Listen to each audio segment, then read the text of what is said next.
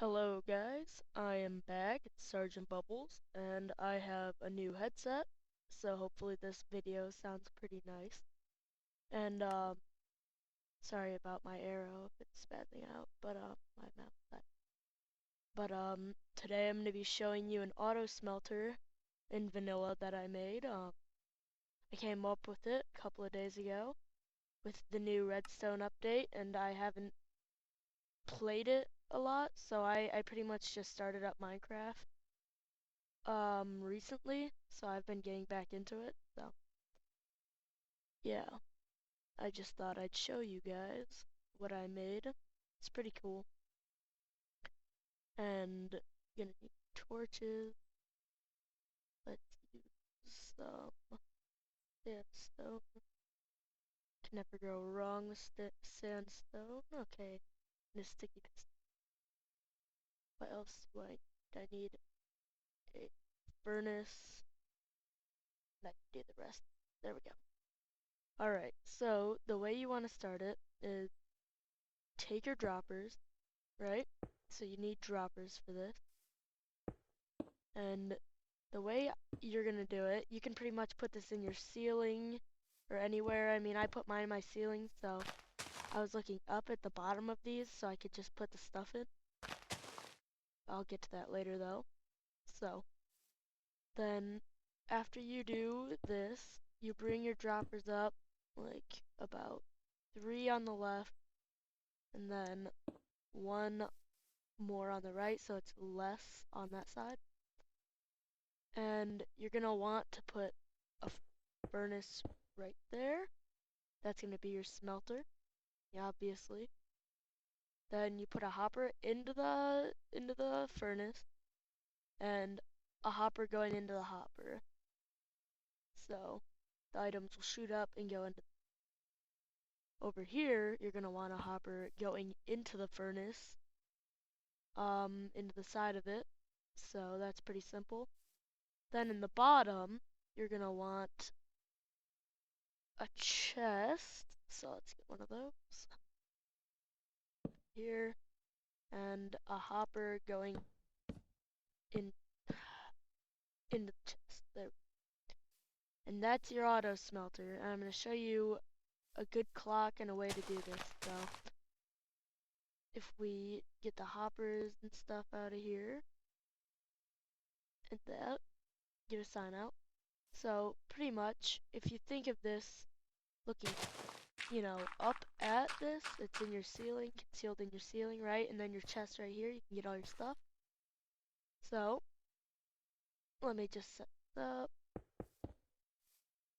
Okay, so these are your smeltable items. So food, ores, whatever.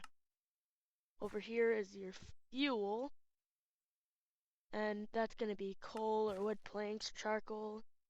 Typically you'd want coal though, so it lasts longer. And this hopper acts as a buffer, so you have pretty much 6 stack slots of fuel. So you can have like 6 stacks of coal before you have to refill.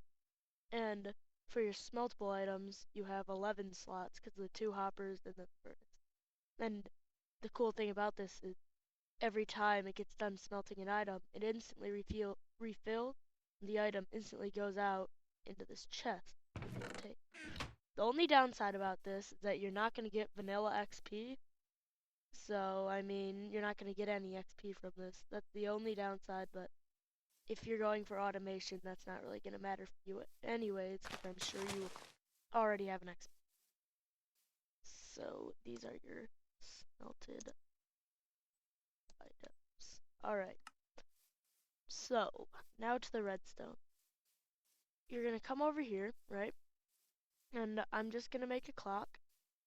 And a really easy way, I found this in a YouTube video. I don't think I'll be able to link it because I don't even remember where I found it. So, sorry, but at least you'll know how to make it from here. And then you're going to want to wrap this around and put a repeater at 2 ticks. And put some redstone there. Oh, hold on. Nope, I lied. You don't need these extra two. Because then you put the repeater there. There we go.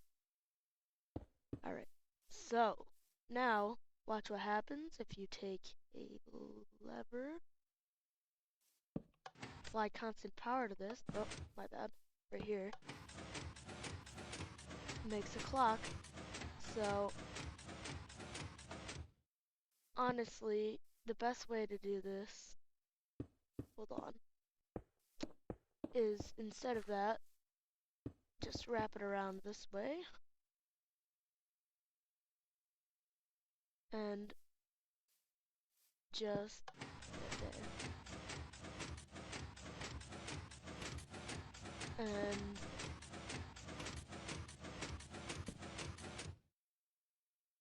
okay. I'm trying to think here. I feel like I did it differently, but no, we're good. So, if you put it here, this is where you're gonna have your pulse, right? So, put a torch there. Actually, I'm just gonna put the torch there. And, have your redstone come out from that.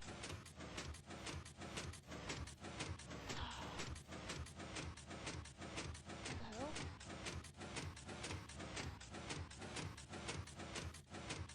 Oh, I know why. Alright, yeah, you're gonna have it on the side because right here, when that redstone is always powered, just powering that block, which would always keep the torch off. Bring that over here. And turn on your lever again. There we go.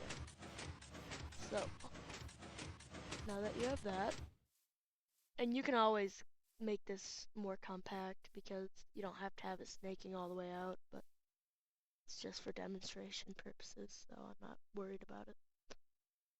Alright, so just gonna leave that right there as it is, and you're gonna want to have right there. So you're gonna want to have a torch, another torch, then a block above that to power those two. And I lied right there. You're gonna want to have power going into that block. So I know this is pretty ghetto right now because it's not like perfect, because I'm not actually trying to make it like I did in my survival. But there we go. Then you have that. Hook up the other side. Go. And you're just gonna put torches going all the way down. And have power, of course, going into this block also. And you don't want it to hit that lever. So now you can see that all of these are unpowered. You turn this on, and every time the torches will turn on instead of like turning off because we inverted it all the way back here. And that will move the items up through the droppers, into the hoppers, and then after all the items are out of the droppers, you can just turn off the lever and let it smelt. So whenever you're in the area, it'll just keep pumping stuff out into there. Let's give it a little test run so you guys can see that it actually works. Throw some here. Let's throw 8 iron in. Let's see, food right there. Put in some pork chops and some potatoes.